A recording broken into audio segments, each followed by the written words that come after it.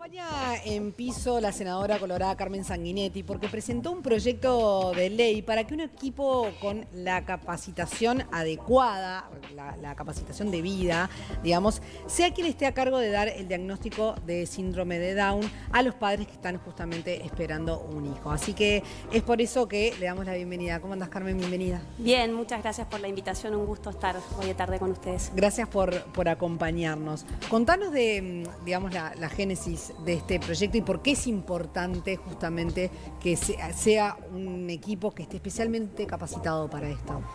Bueno, para empezar, esto surge de una experiencia personal. Yo tengo 3 hijos, mi hija menor tiene síndrome de Down y nosotros nos enteramos en el embarazo, ¿verdad? Y bueno, y todo ese momento, digamos, mientras transitamos esta situación, nos dimos cuenta de que en definitiva hoy el sistema no está tan preparado para dar una noticia inesperada, ¿no? No solo en síndrome de Down. Yo me concentré en este tema. Ojalá le sigan muchos otros proyectos de ley que tengan que ver con otras condiciones y en todo lo que es el camino de la humanización de la salud. Nos parece que tenemos un trabajo importante por hacer. En definitiva, lo que busca el proyecto es que la pareja, la mamá, el papá, reciban toda la información a la hora del diagnóstico, es tanto prenatal como postnatal, porque también hoy sigue sucediendo de que hay algunos bebés que nacen con esta condición y los padres no se enteran en el embarazo. Claro. Entonces, ¿qué es lo que sucede o qué es lo que me pasaba a mí en ese momento y que he conversado con muchas madres y padres a lo largo de estos años? Muchas veces pasa que, en definitiva, en ese momento a uno le cuentan una parte de la historia, ¿verdad? Le dicen, bueno, cardiopatía, como era el caso de Isabel, discapacidad intelectual, hipotonía, posibilidad de esto, de lo otro. Toda una historia, toda una parte de la historia bastante dura, bastante difícil, que bueno, claro, que es cierta. Y después, a mí me pasaba que hablaba con familias, con madres, con primos, con sobrinos y me contaban una historia totalmente diferente. ¿Vieron como cuando uno tiene 2 íntimos amigos que son bien diferentes y te cuentan una película y vos decís, yo no puedo creer que estén refiriéndose a la misma película? Bueno, un poco eso. Y ahí me puse a investigar a ver por qué sucedía esto. Y hay distintas razones. Una de las razones tiene que ver con que hay un par de estudios por ahí que muestran que, bueno, si uno evalúa a distintos profesionales, por ejemplo, periodistas o médicos, artistas, docentes, cuál es la percepción que tienen estos distintos colectivos en relación a la calidad de vida de las personas con discapacidad. Vemos que los médicos, por su formación, ¿verdad? Por eso que estudian durante tanto tiempo, tienden a creer que la calidad de vida de las personas con discapacidad es peor. Entonces, de pique la información te la está dando alguien que viene como con esa formación y con ese sesgo, si se quiere, de alguna manera. Por otro lado, lo otro que sucede es que los que somos hoy adultos, las mujeres que están teniendo hijos, los médicos que están dando estas noticias, no nos criamos en entornos inclusivos, ¿verdad? No, es muy difícil. Claro. Se separaba a la persona. Exacto. Es terrible, pero todavía estamos como conviviendo y mutando de un paradigma de la segregación a un paradigma de la inclusión, ¿verdad? Entonces, esta noticia, yo siempre digo, yo cuando me enteré con 37 años no conocía a nadie con síndrome de Down. Tú, porque en esto, ¿no? Más allá de la ley, como experiencia personal, digamos, y en el proceso en que salga la ley va a demorar también, ¿no? Sí, por suerte tiene apoyo de todos los partidos, así que esperemos que no demore. Claro, no está. Pero digo, bueno, y después la aplicación, ¿no? Que es otro tema, ¿no? Otro paso, porque tiene que ser en todo el sistema de salud. Claro. Pero digo, como mamá, cuando te enteraste de la noticia, de la manera esa que te la dieron, que de repente no fue la mejor y no incluyó todas las aristas del asunto, ¿qué le puedes decir a alguien que está en esta situación y se encuentra con esa noticia estando embarazada, por ejemplo? Y bueno, yo creo que lo primero que le puedo decir es que si yo pienso cómo estoy hoy en relación a cómo estaba antes de la llegada de Isabel, yo siento que soy más feliz hoy que antes.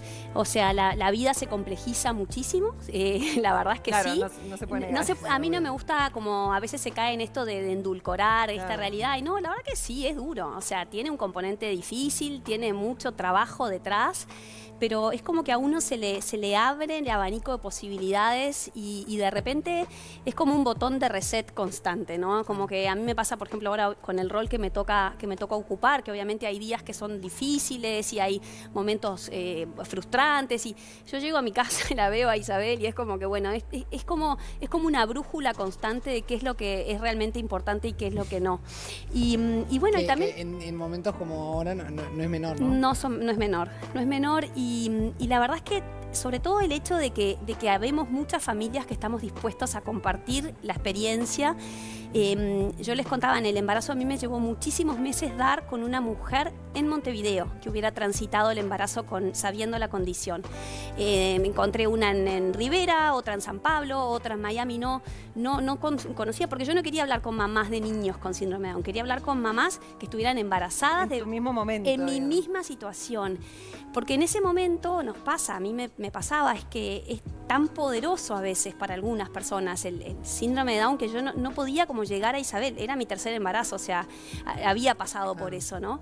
Entonces, bueno, hay una comunidad, hay una sociedad civil organizada, hay mucha gente trabajando para en definitiva hacer estos puentes y contar su historia y su experiencia personal y la riqueza, ¿no?, que viene detrás. Carmen, vos lo decías más temprano y tiene su lógica, ¿no? Que te habías concentrado, digamos, en este caso en síndrome de Down, porque es lo que viviste y frente a esto. Pero ¿por qué no aprovechar y ya, digamos, ampliarlo a más condiciones y que sea como un proyecto más inclusivo y más macro? Mira, la verdad que esto lo evaluamos mucho, fuimos y venimos. Lo que pasa es que cada una de estas condiciones tiene muchísimas aristas, ¿verdad? Yo hoy, para que este proyecto, es verdad que tiene un proceso y uno ya ha aprendido bastante de lo que son los tiempos legislativos, que no son los mismos a los que yo... tuyos, además. No. Sos muy expeditiva.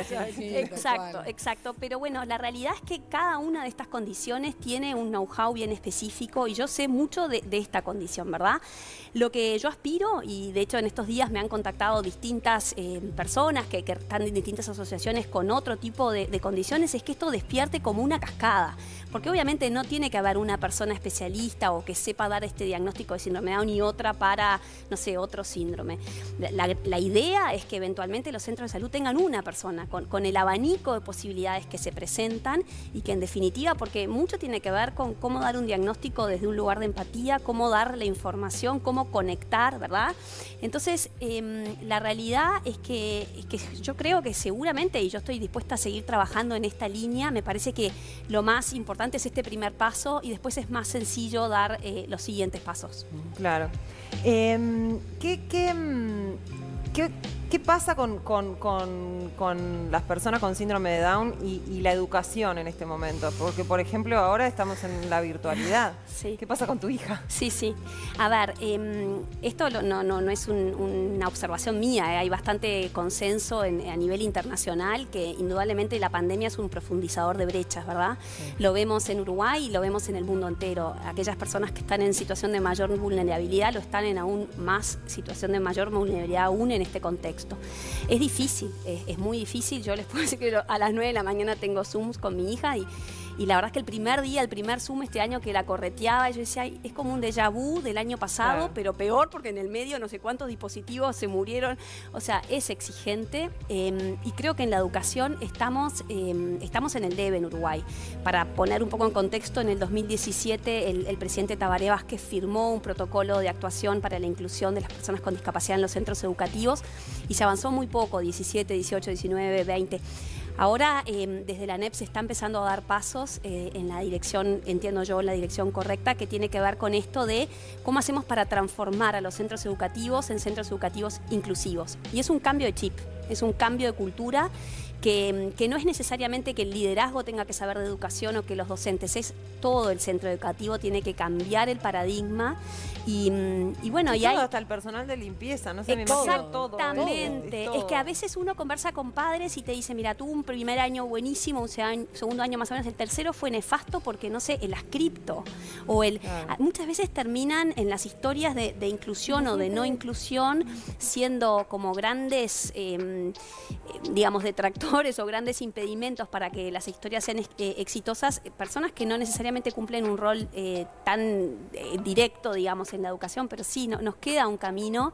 Hoy de mañana me preguntaban, yo digo... ¿Se necesitan más auxiliares, digamos, que ayuden en las aulas? Bueno, en estos casos, por ejemplo, porque claro, se habla mucho de los auxiliares y que a veces falta gente y quizás... Sí, en realidad lo que seguro no, digamos, una de las cosas que se ha como desmistificado es esto de que se precisa ser experto en, ¿no? Hace unos años se creía, bueno, pero ¿cómo hago para avanzar? Si no soy experto en educación, para personas diferentes, digamos, no puedo incluir. Claro. La enseñanza es una sola, ¿no? Exacto, ¿no? ¿Y cómo hago para tener un experto en condición del espectro autista, Claro. un experto en síndrome de Down, un experto, digo, paraliza el centro educativo si nos paramos en ese lugar? Después lo otro que es importante es que se avanzó bastante en cuanto que en general el apoyo lo precisa el docente. Y lo otro que es bien importante es que hay muchas investigaciones. De hecho, hay una fundación brasilera que se llama Alana, que investigó 250 estudios, 25 países, creo, o sea, una muestra enorme. Y ahí los resultados son bien contundentes. O sea, los centros educativos inclusivos son mejores para todos los niños.